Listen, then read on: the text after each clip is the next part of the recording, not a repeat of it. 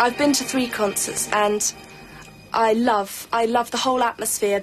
Everything's really good, and I think Matt said once, you feel with Suede like you're part of a community, you know, everyone's there, and then you feel really this is your place for the while, you know, this is brilliant, this is what teenage life is all about, really.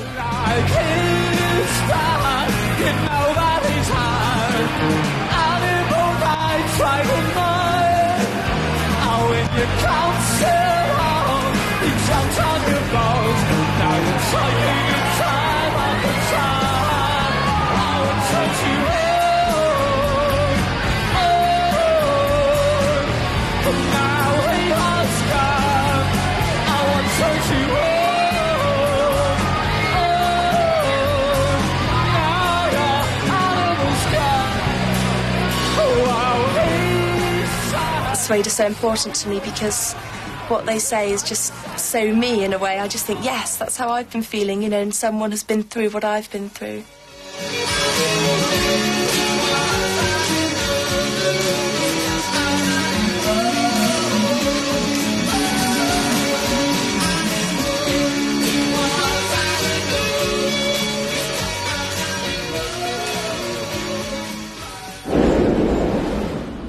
The station's probably the most interesting thing about AOT3. Because it's the way out of the place, I suppose, really. My best friend at school, we were both punks together, yeah, so we were in the punk gang. And then one day I was walking to school and he told me he decided to become a headbanger.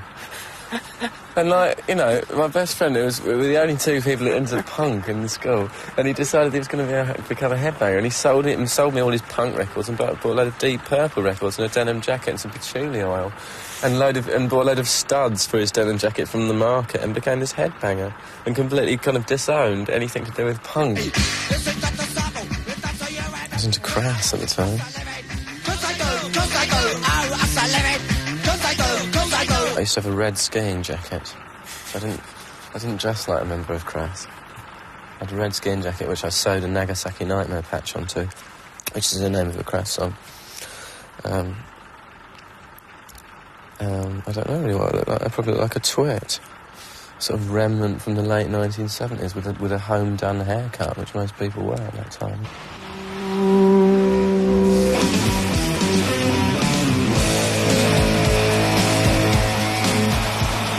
Here to see Suede and have a weekend, a weekend that starts today in Brighton. A long weekend. On the sea. Before we go off to Poole and Newport.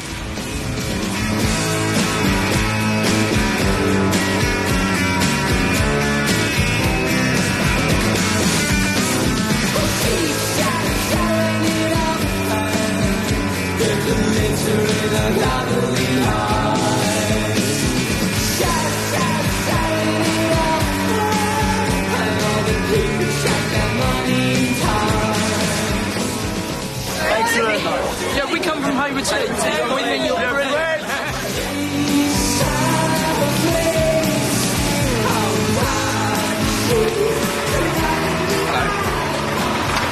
Oh, I'll send you a fancy.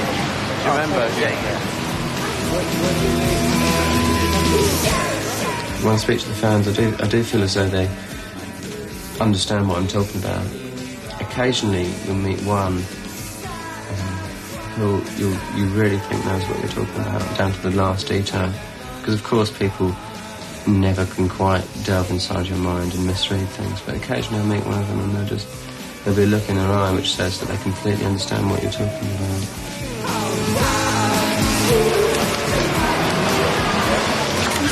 On later? Yeah. Just write like a little letter or something. Okay. Why don't you come back afterwards?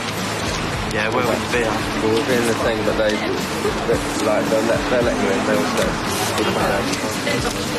Thanks so much. Thanks.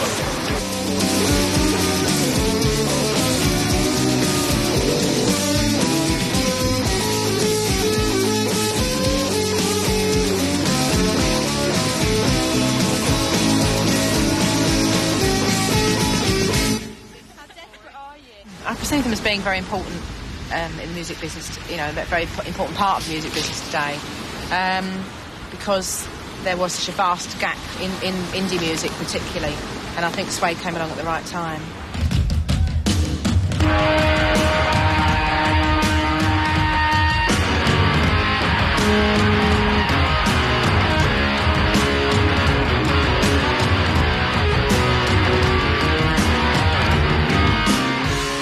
I saw Suede first at the beginning of 1992, and I thought they were exceptional. They weren't headlining or anything, they were just on a bill with other bands, and they stood out, you know, like the proverbial sore thumb.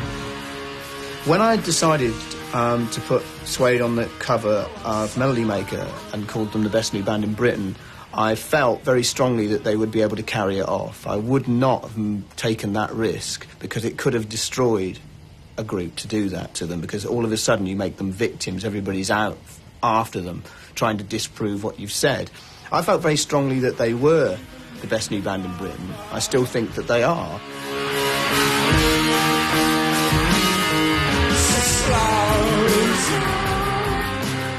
The reason Suede became so successful so rapidly was because the critics loved them, because they were no different, exactly the same as everything the critics grew up with. They hark back to an era of rock and roll that the critics understand, kind of 1973 down the front of the Hammersmith Odeon, watching David Bowie perform all his latest hits. And the critics went with that because everybody wants to hear the music they first grew up with, so they foisted it upon the rest of us.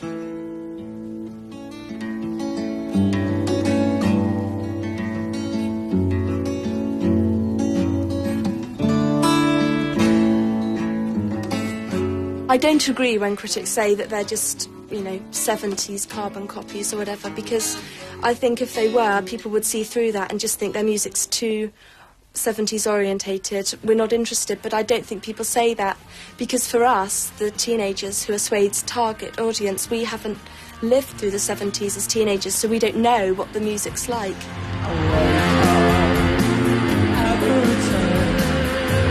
But I don't want to not wait. Take my thoughts too loud and out. Push me a man we like to get out. Oh, what you do in your heart, you do in your heart. Oh, it is time. The first time I met Brett, it was at a party somewhere in Hayward Heath, and the next time I saw him was when we were both at the same college, and he was playing Beatles songs for some reason on an electric guitar in one of the rooms, and I think the first thing I actually said to him was, "Do you want to be in a band?" Because I was in an incredibly dodgy sub-goth band at the time.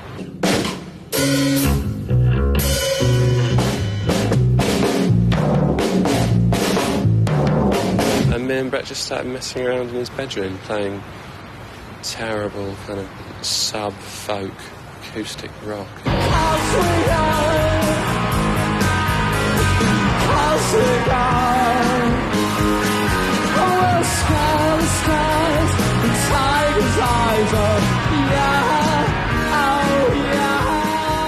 The moment that Bernard turned up is the moment Suede started to be anything. Basically, because he just made me and Brett buck up our ideas completely. I mean, one of the first things he said to us was, at the end of the very first time we met him, was he asked how old we were. And we were both 22, I think. So we both said, 22. And he just said, you better get a move on then. Which was incredibly cheeky from him. It was the first time we'd ever met him, but it was completely true. Because we had, up until that point, been quite happy to mess around thinking up good names, or thinking what would be on the sleeve or something. I watch the skyline for him to come, and when he comes along, we'll be gone. We'll go into the city, into the light. We'll be there in the headlines, there overnight.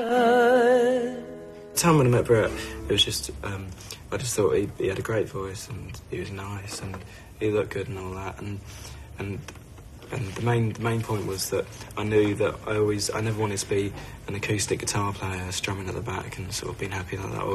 I always wrote songs from the moment I learned how to put two chords together. That's the first time I wrote a song, and so I'd always wanted to be a songwriter.